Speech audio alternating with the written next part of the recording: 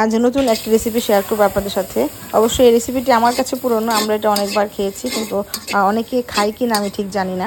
Hello viewers, আসসালামু আলাইকুম। সবাই কেমন আছেন? আলহামদুলিল্লাহ, আমরা তো ভালো আছি। আজ আমি ক্যামেরা ধরেছি আর রান্না করছেন সাহেব। তো ওনার রান্নায় কিছু না কিছু বৈচিত্র্য থাকবেই। উনি আজকে যেটা করছেন, খোলায় চিংড়িটা ভেজে নিয়ে তারপর পেঁয়াজ কুচি অ্যাড করেছেন। এটা কিছুক্ষণ ভেজে নিয়ে এবার অ্যাড করেছেন 1 চামচ রসুন বাটা। শুকনো খোলায় এই 3টা আইটেম খুব ভালো করে ভেজে পেঁয়াজ আর রসুনের পানিটা শুকিয়ে নিচ্ছেন। ওনার রান্নায় প্রতিদিনই কিছু না কিছু নতুনত্ব থাকে। আমি সব সাধারণ নিয়মে তেলে পেঁয়াজ কাঁচামরিচ দিয়ে যেভাবে রান্না শুরু করি সেভাবেই করি। আমার এত কিছু করার সময়ও থাকে না, তাড়াহুড়া করে যত তাড়াতাড়ি সম্ভব রান্না শেষ করি। ছুটির দিনে যখন বাড়ি যায় না, বাসায় থাকে, ঢাকায় থাকে, তখন আমি চাই যে 2-1টা আইটেম রান্না করে আমাকে একটু এগিয়ে দিবে, সেজন্য তাকে একটা রান্না করতে দিই। কিন্তু এর পিছনে আমার সমস্ত কিছু করে দিতে দিতে যেই সময়টা নষ্ট হয়, তাতে আমার নিজে রান্না করে ফেলাই ভালো। তারপরও সাথে ছিলাম, যেহেতু আমি রান্নাটা ভিডিও করব। অনেকবার এটা রান্না করা হয়েছে কিন্তু কখনোই ভিডিও করা হয় নাই। এরও একটা ঘটনা আছে, পরে বলছি। তো আজকের এটা হচ্ছে চিংড়ির শুটকি দিয়ে করলা ভাজি। আমরা তো চিংড়ি মাছ দিয়ে করলা ভাজি খুব মজা করে খাই, এটা সবাই খায়, অনেকেই জানে এই রেসিপি। কিন্তু চিংড়ি শুটকি দিয়ে কেউ খায় কিনা আমি জানি না, তাই এই রেসিপিটি সবার সাথে শেয়ার করা। তো সবগুলো মশলা দিতে হবে এখানে। হলুদ, মরিচ, ধনিয়ার গুঁড়ো দিয়ে মশলাটা খুব ভালো করে কষিয়ে নেওয়া হচ্ছে। সাথে তো চিংড়ি শুটকি দেওয়াই ছিল। তো প্রথমে আলুগুলো দেওয়া হয়ে গেল। মশলাটা খুব ভালো করে কষাতে হবে। এতক্ষণ ধরে মশলায় কষানো হচ্ছিল, অনেকক্ষণ মশলা কষানো হচ্ছে। উনি রান্না করার সময় সব কিছুতেই সময় বেশি নেয়, তখন আমি অফ করে রাখি ক্যামেরা, অথবা আমি অন্য কোনো কাজ করতে চলে যাই।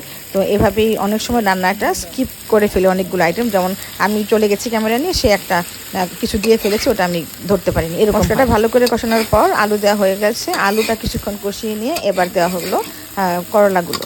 এবার খুব ভালো করে মশলার সাথে মিক্স করতে হবে। এই করলা দেওয়ার পরও অনেকক্ষণ নাড়াচাড়া করেছি, যাতে খুব ভালোভাবে এই মশলাটা করলার সাথে মিশে যায়। এই পর্যায়ে আমরা করলা দেওয়ার পরে পরিমাণটা বুঝে আন্দাজ মতো আমরা লবণ অ্যাড করে নিব। এরপর নাড়াচাড়া চলতেই থাকবে এবং নাড়াচাড়ার উপরেই ভাজাটা হবে। এখানে কোনো পানি অ্যাড হবে না, লবণটা খুব ভালোভাবে মিক্স করে নেওয়া হবে নাড়াচাড়ার মাধ্যমে। তো এই মেশাতে মেশাতে আমি আপনাদের সাথে বাকি ঘটনাটা শেয়ার করি। যখন কোনো রেসিপি আমি এরকম নিতে চাই যে উনি রান্না করছেন, আমি রেসিপিটা ভিডিও করি, তখন কখনোই খুব ভালোভাবে ভিডিওটা নিতে পারি না। আমরা যখন রান্নার ভিডিও করি তখন অনেক ধরনের ঝামেলা হয়, একটু রান্নার দেরি হয়, বিভিন্ন অ্যাঙ্গেল থেকে ক্যামেরা ধরতে হয়, কোনো একটা আইটেম দেওয়ার আগে খুব ভালো করে গুছিয়ে নিয়ে তারপর দিতে হয়, তাড়াহুড়া করা যায় না। এই জিনিসটাই ওনার রান্নার সময় করা যায় না। সে স্বাভাবিক নিয়মে সব দিয়ে ফেলতে থাকে। আর আমি যে ক্যামেরা সেট করব, কোন দিক থেকে ধরলে ভালো হবে, কোনভাবে দিব, বা সাথে অন্য কিছু চলে আসছে কিনা, এগুলো একটু খেয়াল করতে হয়। এইগুলো খেয়াল করতে গেলে ওনার রান্না কখনোই ভিডিও করা যায় না। আজকে তারপরও অনেক কষ্ট করে ওনার ডানে বামে হাতের নিচ থেকে যেভাবে পেরেছি ক্যামেরা দিয়ে ঢুকিয়ে দিয়ে মোটামুটি চেষ্টা করে ভিডিওটা ধারণ করতে পেরেছি, আলহামদুলিল্লাহ। আপনাদের সাথে কথা বলতে বলতে এই দেখেন আমাদের রান্নাও হয়ে গিয়েছে, চিংড়ি শুটকি দিয়ে করলা ভাজি। সাথে আমরা কিন্তু কাঁচামরিচও দিয়ে দিয়েছিলাম ফাঁকে। দেখেন করলার কালারটা কেমন সুন্দর হয়েছে, যেমন দেখতে সুন্দর হয়েছে, খেতেও মাশাআল্লাহ অনেক মজা হয়েছে। এবার ভাজা ভাজা করে নামিয়ে নিয়েছি। গরম গরম ভাতের সাথে পরিবেশন করলে অসাধারণ লাগে খেতে। এমন পরিমাণে চিংড়ি শুটকিগুলো দেওয়া হয়েছে যে আপনার প্রতি লোকমায় 3-4টা করে শুটকি পড়বে, খেতে অনেক ভালো লাগে।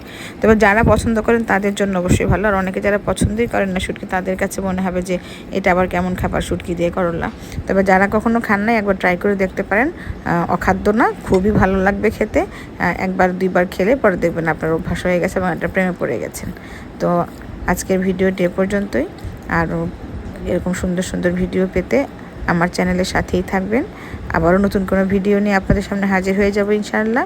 সে পর্যন্ত সবাই ভালো থাকেন, সুস্থ থাকবেন, আর আমার জন্য দোয়া করবেন। সবার জন্য অনেক অনেক দোয়া আর শুভকামনা রইল। আসসালামু আলাইকুম।